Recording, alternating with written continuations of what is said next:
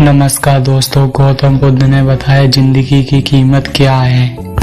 एक बार की बात है, गौतम बुद्ध अपने शिष्यों को जीवन से जुड़ी अच्छी बुरी आदतों का ज्ञान दे रहे थे। सभी शिष्य अपनी बातों पर बहुत ध्यान दे रहे थे। उन सभी में एक शिष्य ऐसा था जिसे प्रश्न उत्तर की बहुत आदत थी। उसने कहा, हमें यह बताइए कि इस जीवन की कीमत क्या है। अपने शिष्य की बात से आश्चर्यचकित होकर गौतम बुद्ध अपने कक्ष में गए और एक चमकता हुआ पत्थर का टुकड़ा लेकर आए। वो टुकड़े उन्होंने अपने शिष्य को दिए और बोले, मैं इस पत्थर का सही मूल्य पता करके बताऊंगा।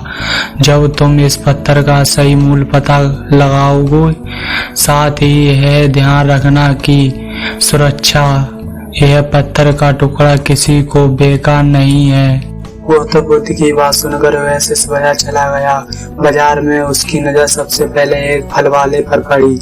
उसने उस फल वाले को पत्थर दिखाया और बोला, इस पत्थर के बदले आप मुझे फल कैसे दे सकते हैं। फल वाला बोला, यह पत्थर कुछ खास तो नहीं, लेकिन फिर भी इसके बदले 10 केले दे सकता हूँ।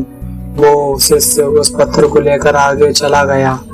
वो शिष्य उस पत्थर को एक सोने के व्यापारी के पास ले गया। उस पत्थर के टुकड़े की चमक देखते ही उस सुनार ने उसकी कीमत 100 सोने के सिक्के बता दी, लेकिन शिष्य ने वो पत्थर नहीं देखा। इसके बाद वो शिष्य हीरे के व्यापारियों के पास गया और उनके सामने उसने वो पत्थर के टुकड़े को रख दिया।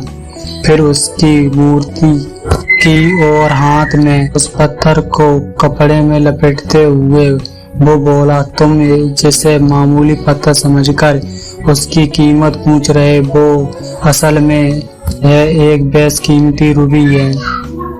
ऐसा रूबी हर किसी को नहीं दिखती। मैं अगर अपना सब कुछ बेच भी दूं। व्यापारी की बात सुनकर वो शिष्य भी हैरान हो गया और उन्हें जो कुछ भी बाजार में हुआ वो सब बताया। गौतम बुद्ध बोले, तुम्हारे प्रश्न का उत्तर इस रूबी की कीमत में ही छिपा है। हमारा जीवन भी एक रूबी है। रूबी की तरह यह भी बेशकीमती है, लेकिन हम इस बात को हमेशा नजरअंदाज करते हैं और अपने जीवन का कोई मूल्य नहीं समझते। हम लेखों को देखकर और उनके जैसे जीवन जीने की कोशिश में अपने जीवन की कीमत को कम कर देते हैं। हम यह है दीक्षित कि हमारी जिंदगी की कीमत वही है जो हमारे दूसरे सहयोगी हैं, लेकिन यह बात हमेशा ध्यान रखते हैं कि सामने वाले अपने विवेक, बुद्धि और अपनी समझदारी के हिसाब से कीमत लगाते हैं।